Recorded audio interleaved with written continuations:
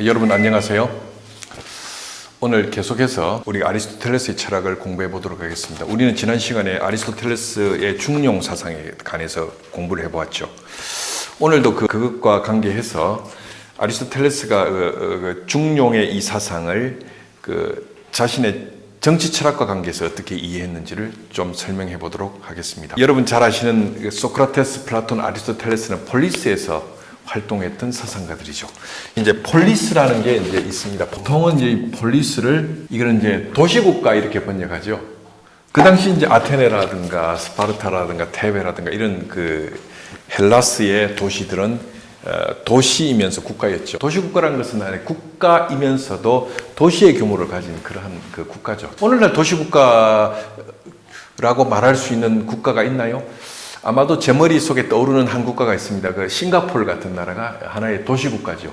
21세기에 존재하는 도시국가, 폴리스 국가라고 할 수 있겠습니다. 물론 지금의 싱가포르가 고대 헬라스의 도시국가는 이렇게 1대1로 대응할 수 있는 그런 개념의 도시국가는 아닙니다. 좀 차원이 다르고 다른 국가죠. 어쨌든 도시국가라는 것은 도시의 규모를 가진 국가입니다. 그래서 규모가 그렇게 크지 않았죠. 이 폴리스에서의 어떤 행위, 폴리스에서 이제 폴리스를 통치하는 행위, 이거는 이제 쉽게 말하면 이제 폴리티쿠스, 그죠? 폴리티콘, 정치라고 하는 거죠.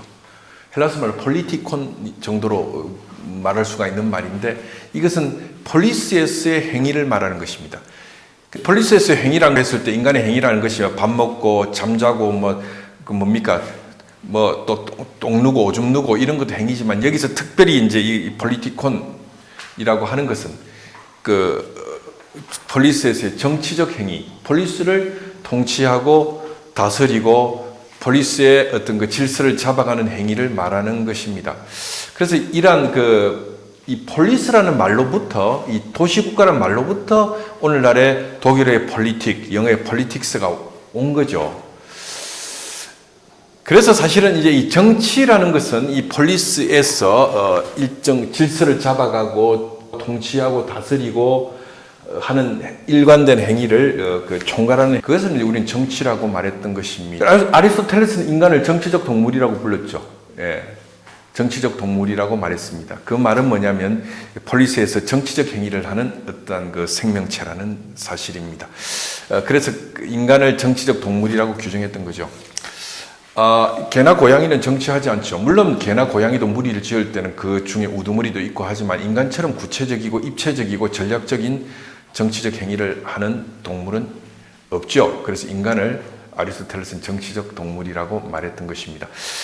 이 아리스토텔레스에게 있어서는 인간이 정치적 행위를 함에 있어서도 이 중용의 입장을 취해야 된다는 것을 아리스토텔레스는 강조했던 것입니다. 우리가 앞에서 헬라스 철학을 공부할 때 우리가 소크라테스, 플라톤도 공부했지만은 그 당시 아테네에서 항상 문제가 되었던 것은 두 가지의 어떤 정치 체제죠. 하나는 뭐냐 하면 민주 체제와 독재 체제 사이에서 발생하는 첫 번째 문제는 뭐냐 하면은 민주주의란 것은 대중에 의해서 그죠 정견이 발표되고 또 그것에 의해서 정책이 입안되고 그리고 그것에 의해서 폴리스, 즉 도시국가가 통치되는 것을 민주주의 정치체제라고 우리는 부릅니다. 이 민주주의란 것은 아테네라는 도시국가가 인류에게 준 선물이죠. 그래서 그 당시 이제 민주주의 정치체제라는 것은 직접 민주주의입니다. 광장, 즉 아고라에서 시민들이 정견을 발표하고 토론을 해서 거기에서 가장 명확하고 분명하고 설득력 있는 주장이 받아들여져서 정책화되고 하는 그러한 직접 민주주의가 바로 그 당시 고대 아테네에서 형성되었던 민주주의 정치체제죠. 아리스토텔레스는 이 선대에 있었던 이러한 민주주의가 가져다 줄 수 있는 가장 큰 패로서의 중우정치와 거기에 대항해서 반대극단으로서 등장하는 독재 정치체제의 폐해를 몸소 느끼고 경험하고 그것에 대한 폐해가 무엇인지를 실질적으로 깊게 의식하고 성찰했던 인물이 아리스토텔레스라고 할 수 있습니다. 가장 이상적인 폴리스의 정치체제는 어떤 것이냐? 바로 민주 정치체제와 독재 정치체제 사이에서 중용의 입장을 취하는 것이라고 봤던 것이죠. 전국적으로 아리스토텔레스는 민주 정치체제를 지지한 것은 사실입니다. 왜냐하면 그 작은 양의 물은 쉽게 썩지만 많은 양의 물은 쉽게 썩지 않는다라고 그가 말했던 것인데, 그 말은 뭐냐 하면 다수에 의한 그죠 민주적 정치 체제가 소수에 의한 독재 정치 체제보다도 정치 질서가 쉽게 부패하지 않고 바른 방향에서 정의로운 정치가 될 수 있다고 보았던 것이죠. 그래서 그는 물건을 만드는 기술자 자신보다도 물건을 직접 쓰는 사람이 제품에 대해서 올바른 평가를 내릴 수 있다라는 이야기를 했던 것입니다. 그래서 정치에 있어서도 정치 전문가보다는 일반 대중이 더 잘 그 정치에 대해서 올바르게 판단할 수 있다고 그는 생각했습니다. 그래서 사실 민주주의가 성공하려면 대중의 지적 수준이 높아야 된다는 것이죠. 이게 아리스토텔레스의 주장입니다. 아리스토텔레스에 따르면 민주주의 정치 체제가 올바르게 돌아가려면 대중의 지적 수준, 정치의식이 높아야 된다고 그는 강조했던 것입니다. 그래서 아리스토텔레스는 정치적 중용이라는 것은 바로 민주주의 정치 체제와 독재 정치 체제 사이에서 그저 가장 바람직한 입장을 견지하는 것이 옳은 정치 철학이라고 그는 주장했던 것이죠. 물론 그는 그러면서도 방점은 바로 민주주의에 찍혀 있었던 겁니다. 그래서 아리스토텔레스가 독재를 지지하거나 정당화시킨 적은 없습니다. 다만 민주주의에서 경계해야 될 것은 중우정치라는 것입니다. 그리고 중우정치로 시대가 물들게 되면 독재만큼 위험하고 그죠 심각한 사태를 시대 속에서 불러일으킨다는 사실을 그는 중용적 정치 철학과 더불어 강조했던 것이죠. 그것을 위해서 아리스토텔레스가 그죠 아테네에서 열심히 철학을 가르치고 제자들을 양성했던 것입니다. 그랬을 때 아리스토텔레스는 중용과 관계해서 이런 이야기를 하지요. 비겁한 것과 무모한 것 사이에 용기라는 중용의 도가 있다는 것입니다. 중용의 길이 있다는 것입니다. 그래서 어떤 우리가 정치적으로 행동할 때 정치가 비겁해서도 안 되고 그렇다고 무모해서도 안 된다는 거죠. 그리고 비겁과 무모 사이에 이 모든 상황을 고려해보고 가장 그죠 용기 있게 결단하는 것이 중용이라고 봤습니다. 지도자가 비겁하면 안 되겠죠. 그렇다고 지도자가 무모해서도 안 되겠죠.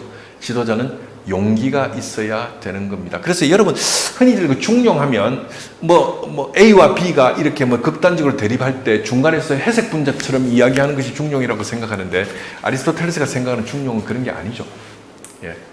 지난 시간에도 말씀드렸다시피 중용은 시중이라고 그랬습니다. 상황을 고려하는 거죠. 상황을 고려해서 모든 상황을 우리가 판단해 보는 겁니다.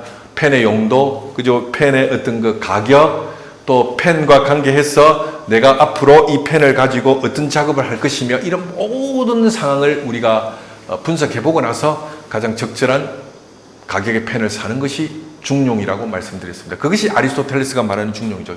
그래서 때로는 1,000원짜리를 사는 것이 중용일 수 있지만 때로는 10,000원짜리를 사는 것이 중용일 수도 있는 것입니다. 마찬가지로 지도자가 어떤 상황에 대해서 판단할 때 비겁해서도 안 되고 무모해서도 안 되는 거죠. 비겁과 무모 사이에서 모든 상황을 판단해보고 거기에서 결단을 내렸을 때 그것이 바로 용기 있는 행동이라는 것입니다. 때론 지도자는 비겁과 무모 사이에서 모든 것을 분석해 봤을 때 용기 있는 행동이 자신의 자리를 걸어야 되는 일일 수도 있고 자신의 목숨을 걸어야 될 일일 수도 있죠.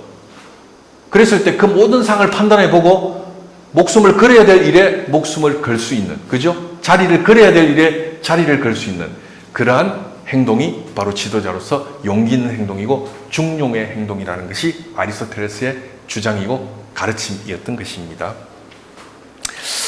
자, 그래서 우리는 지금까지 아리스토텔레스의 중용에 대해서 지난 시간과 이번 시간에 함께 살펴보았습니다. 중용이라는 것은 아리스토텔레스에게도 중요한 덕목이지만 동양의 전통 속에서 중용이라는 건 굉장히 중요한 덕목이죠. 여러분 공자님이 중용을 가르쳤고 이 공자의 중용 사상을 담은 동양의 그 중요한 그 고전이 중용이라는 책이 있죠. 근데 아리스토텔레스의 중용과 공자의 중용을 비교해 보면 상당히 대동소이한 측면이 있습니다. 공자가 말하는 중용도 흑과 백 사이에 회색이 되는 것을 말하는 기회주의적인 사람이 되라는 이야기가 아니거든요. 공자도 시중을 강조한단 말입니다. 중용과 다른 시중, 그죠? 시중. 중용에서 아주 중요한 사상이 시중이죠. 시간 속에서, 변화하는 상황 속에서 모든 가능한 상황을 우리가 철저하게 이성적으로 분석하고 나서 거기서 깍똑 반드시 적합한 하나의 행동을 결정지어서 용기 있게 실천하는 것. 그것이 공자가 말하는 중용 아니겠습니까? 그런 의미에서 그러한 공자의 중용 사상과 아리스토텔레스의 중용 사상은 사상적 맥락을 같이 하는 사상이라고 말해도 결코 무리한 이야기는 아닐 것입니다. 하나의 동서 비교 철학적 관점에서 좋은 연구 주제가 될 수도 있겠죠. 아리스토텔레스의 중용과 공자의 중용의 일치점과 차이점을 한번 일별해서 연구해 보는 것도 상당히 재미있는 연구가 될 거라고 생각합니다. 20세기의 정치 철학자 중에 한나 아렌트라는 인물이 있습니다. 한나 아렌트는 20세기의 위대한 정치 철학자 중에 한 명이죠. 그는 또한 마르틴 하이데거의 연인으로도 알려져 있었고, 그녀가 쓴 수많은 주옥과 같은 작품들이 있습니다. 국내에도 아렌트의 여러 작품들이 번역되어 나와 있지요. 아렌트의 중요한 사상이 악의 평범성 아닙니까? 악은 너무나 평범한 모습으로 우리에 가까이 와 있다는 것이죠. 그 악의 평범성이라는 아렌트의 정치 철학과 관계에서 중요한 그 개념을 설파했던 작품이 예루살렘의 아이히만이라는 작품이 있습니다. 여러분 기회가 되면 한번 예루살렘의 아이히만이라는 책도 한번 구입해서 읽어보시면 좋겠습니다. 그 책에서 아렌트가 이야기하고자 하는 것이 바로 악의 평범성입니다. 나치 전범이고 살인 고문 기술자였던 아이히만의 재판과 관계된 이야기죠. 예루살렘에서 그 역사적인 재판이 있었는데 그때 아렌트가 참관인의 자격으로, 기자신문으로 참관인의 자격으로 참석해서 그 법정에 나오는 아이히만을 보고 너무나 놀랬다는 거죠. 소스라치게 놀랬던 것입니다. 왜냐하면 아이히만의 모습은 너무나 연약하고 유약하고 선량한 그저 한 범부의 모습을 하고 있었던 것입니다. 뿔 달린 악마의 모습을 하고 아이히만이 법정에 등장한 게 아니라는 겁니다. 낡은 양복을 입고 안경을 쓰고 너무나 초라하고 너무나 주저하고 너무나 뭡니까 샤이하고 너무나 선량한 모습으로 아이히만은 그 재판장에 그저 등장했던 것입니다. 그 모습을 보면서 아렌트는 몸서리치면서 소름이 돋았다는 것입니다. 악은 그렇게 평범한 모습으로 우리 가운데 와 있다는 것이죠. 여러분 아이히만이라는 고문기술자가 그 법정에서 자신을 변론하면서 칸트를 인용하고 독일의 관념 철학자, 독일의 위대한 철학자들 인용하면서 그는 의무에 관해서 말합니다. 나는 잘못한 것이 없습니다. 저는 공무원으로서 의무를 다했을 뿐입니다. 나는 열심히 공무원으로서 철저히 의무를 다해서 내 역할을 충실히 수행하였습니다. 나는 아내에게 좋은 남편이었고 내 딸에게도 좋은 아빠였습니다. 은퇴를 퇴근을 하면 집에 가서 아내와 더불어 식사를 하고 내 딸이 피아노 치는 것을 들으면서 하루의 시름을 잇는 그러한 평범한 가정이었습니다. 내가 뭘 잘못했단 말입니까? 자, 아이히만은 그렇게 말하죠. 예, 그걸 지켜보면서 아렌트가 생각했던 것은 악은 평범한 모습으로 우리한테 와 있고 아이히만 같은 인물이 그죠? 뭐 DNA가 다른 게 아니라 우리도 그 뭡니까? 어떤 굴곡진 시대를 만나면 아이히만 같은 인간이 얼마든지 될 수 있다는 사실로 인하여 그는 몸서리를 쳤던 것입니다. 지금 이 시간은 한나 아렌트의 예루살렘의 아이히만을 해설하는 시간이 아니기 때문에 더 이상 그 이야기는 하지 않겠습니다. 어쨌든 이 한나 아렌트가 20세기를 폭력의 세기라고 규정했던 것이죠. 인류의 역사를 살펴보면 특히 20세기 또 20세기를 지나서 21세기의 극단적 논리와 폭력이 횡행하는 세상을 우리는 살아가고 있습니다. 지금 우리가 목도하고 있는 그 우크라이나 전쟁도 그런 거죠. 전쟁은 어떠한 이유로든지 정당화될 수가 없는 것입니다. 물론 이 우크라이나 전쟁의 배후에 있는 그 서구 열강들의 어떤 여러 가지 이속과 속셈들이 있죠. 그런 부분에 대해서 여기서 제가 말하지는 않겠습니다. 다만 인류가 21세기에 어떤 국가 간의 문제나 국제 간의 문제를 전쟁이라는 방법, 폭력이라는 방법을 통해서 해결할 수밖에 없는 이러한 시대를 목도하면서 저는 인간의 어떤 그 문명의 미래가 밝지만은 않다고 생각합니다. 우리가 어떤 문제가 발생했을 때 국가와 국가 간의, 단체와 단체 간의, 개인과 개인 간의 문제를 해결할 때 폭력의 방식을 사용하는 것은 가장 야만적인 것이 아니겠습니까? 원래 전쟁에는요, 성자도 패자도 없죠.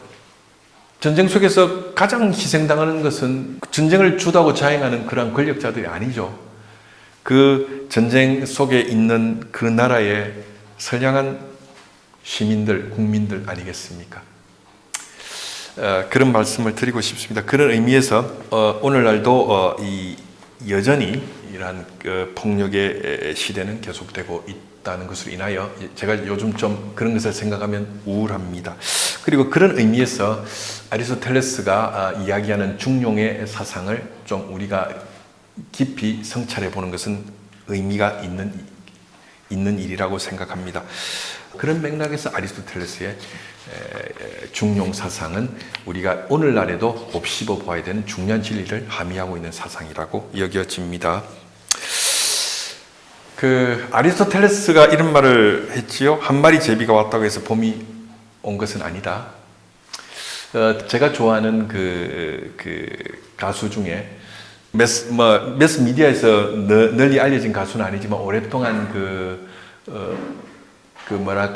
좋은 훌륭한 활동을 해온 의식 있는 가수 중에 홍순관 선생이라는 분이 있습니다. 그분이 쓴 글 중에 이런 글이 있죠. 꽃 한 송이가 피었다고 봄인가요? 다 함께 피어야 봄이죠. 이런 이야기가 있습니다. 이건 아리스토텔레스의 말과 괴를 같이 하는 말인 것 같습니다. 제비 한 마리가 왔다고 해서 봄이 온 것은 아니다. 여러분, 그렇기 때문에 저는 중용과 관계해서 결론적으로 말씀드리고 싶은 것은 중용은 습관이라 그랬죠. 계속해서 반복해서 훈련해서 그것이 내 몸에 배어졌을 때 의식하지 않고 그 행위를 재현해내고 지속적으로 할 수 있는 것, 이것이 바로 중용을 습득하는 것이라고 말씀드렸습니다. 제가 지난 시간에 메시를 예를 들어서 말씀을 드렸습니다. 메시의 드리블을 치는 능력은 굉장히 중용을 구현하고 있죠. 의지적으로 연습해서 끊임없이 훈련해서 그 드리블의 능력을 자신의 몸에 각인시킨 거죠. 그래서 의식하지 않아도 게임을 할 때, 축구 시합을 할 때 그는 드리블을 칠 때 가장 이상적인 볼 키핑 능력과 드리블 실력을 발휘하고 있는 것입니다. 그래서 그러한 능력을 경기 때마다 지속적으로 구현해낼 수 있는 것이 바로 중용이라고 말씀을 드렸습니다. 그래서 중용이라는 것은 끊임없는 반복과 훈련을 통해서 습득할 수 있는 것입니다. 한두 번의 노력으로 성공했다고 해서 우리가 중용의 덕을 갖출 수 있는 것이 아니죠. 끊임없이 반복해야 되는 것입니다. 꽃 한 송이에 핀다고 봄이 아니죠. 꽃들이 모든 꽃들이 만개할 때 봄이 오는 것처럼 우리가 한두 번, 두세 번 한다고 해서 중용적 인간이 될 수 있는 것은 아니죠. 우리 모두가 끊임없이 가장 바람직하고 이상적인 어떤 목표를 설정하고 그것을 이루기 위해서 끊임없이 훈련하고 반복해서 그것을 체득하고 체화시켰을 때 우리는 중용을 구현해낼 수가 있는 것입니다. 즉 그런 의미에서 우리가 오늘 아리스토텔레스의 정치와 중용을 말씀을 맺으면서 드리고 싶은 말씀은 뭐냐 하면 앞으로 누군가가 정치 지도자를 지망한다면요, 여러분 정치 철학을 공부하면서 또 정치적인 덕목을 우리가 학습하면서 끊임없이 훈련해서 자기가 제대로 된 정치가로서의 인격적 함량 그리고 실력을 함량해야 되겠죠. 학습하지 않고 공부하지 않고 갑자기 뭔가 기회가 주어졌다고 해서 정치가 되었을 때 그런 정치가가 시대를 병들게 하고 시대를 어지럽히고 어렵게 만들지 않겠습니까? 제가 유럽에 있을 때 보면요, 정치가가 되려는 대학생들은 어릴 때부터 대학교 1학년 때부터 동아리에 들어가서 정치적 활동을 하고 정치 철학 책을 읽고 실질적으로 지역사회에서 정책을 입안하는 데 있어서 뭔가 함께 공부를 하고 학습을 하면서 공부를 해서 단계를 밟아 나가서 학습을 하고 공부를 하더라고요.